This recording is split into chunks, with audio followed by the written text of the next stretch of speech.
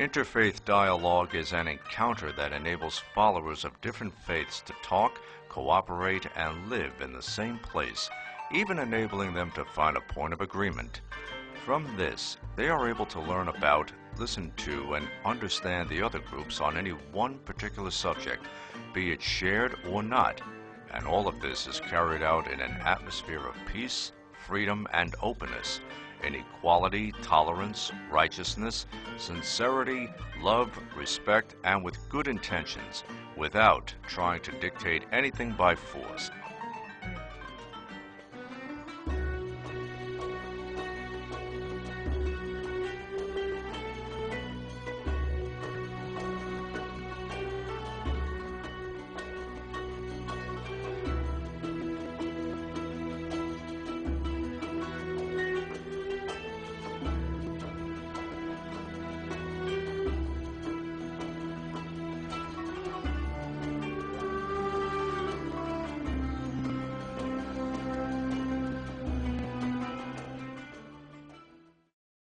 Our source of inspiration in interfaith dialogue is Fethullah Gulen. Before beginning our program, we would like to briefly introduce him. Born in Erzurum, Turkey in 1941, he is one of the most famous religious scholars, a forerunner in the making of opinions, and a great civilian leader. Gulen, who brings together the modern and the traditional, the religious and the scientific, as well as opposing groups in society, is one of the leading figures of societal and spiritual renewal. Fethullah Gulen has given thousands of sermons that have been recorded on audio or videotapes, and he has written more than 40 books, both in verse and prose, which have been translated from Turkish or Arabic and published in a variety of different world languages. Projects which he has guided with the goal of raising younger generations that are loyal to their religious, national, and cultural values, as well as to universal values, have been put into practice and supported by educational project volunteers and are greatly appreciated by all.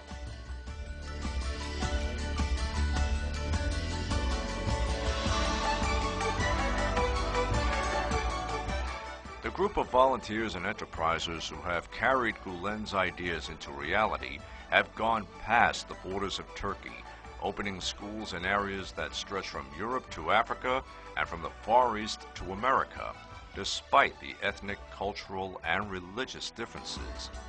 There are hundreds of primary, secondary, and high schools, as well as universities around the world.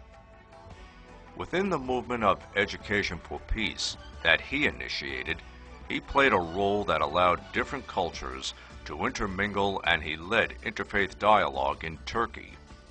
The fact that he based these interfaith dialogue activities on the Quran and the Sunnah, the basic sources of Islam, allowed for these activities to be embraced by a wide mass of people.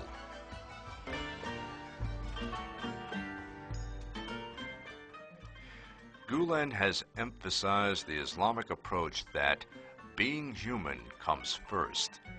He has underlined that being human is more important than being Muslim, Christian, Jewish, Hindu, or Buddhist.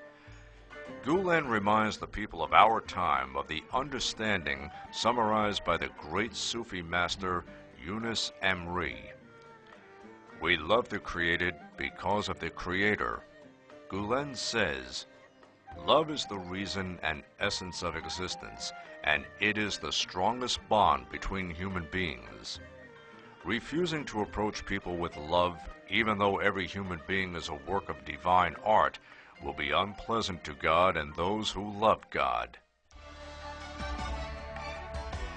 Gulen reminds us that we have a common ground with Christians and Jews in terms of holding some shared sacred values like belief in God, the prophets, and the hereafter. The following words of Gulen clearly point out that people cannot be blamed for being Jewish, Christian, or Buddhist, or any other religion. In my opinion, historical events should be considered in their own historical context. Every event should be evaluated with respect to the relevant circumstances. Gulen rejects the totalistic logic that many Muslims hold concerning Jewish people, as the Quran makes neither a positive nor a negative generalization. Nevertheless, the following verses from the Quran are good examples of this. Not all of them are alike. Of the people of the book there is an upright party who recite God's revelations throughout the night while prostrating themselves. They believe in God and the last day.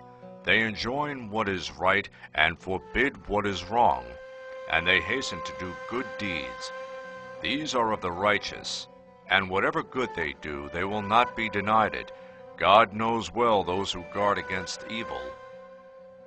In order to bring about his ideas that have been shaped by such verses, Gulen himself initiated the first steps for interfaith dialogue at the beginning of the 1990s, and he visited the leaders of the Greek, Armenian, Syrian Orthodox, Catholic Christian communities, and Jewish community.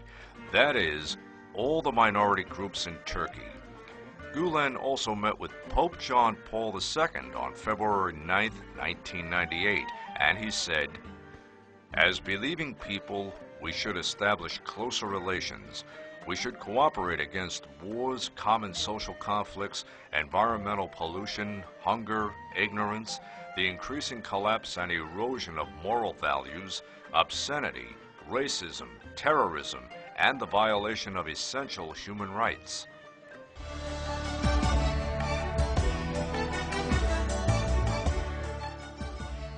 This and similar comments and studies of Fethullah Gulen have changed the rooted notions of Turkish Muslims concerning Jews, Christians, Hindu, and Buddhist. The mentality change has gradually showed itself, and the ideas of Gulen have come true. Gulen's philosophy of dialogue has inspired many Turkish Muslims living in Turkey and abroad, and they have opened interfaith dialogue institutions that, in turn, have organized several domestic and international activities. Our organization is also one of the institutions that have been inspired by Gulen's ideas. The Interfaith Ramadan Dinner is only one of the traditional activities that we organize. Welcome to everyone. Please enjoy the Dinner of Peace.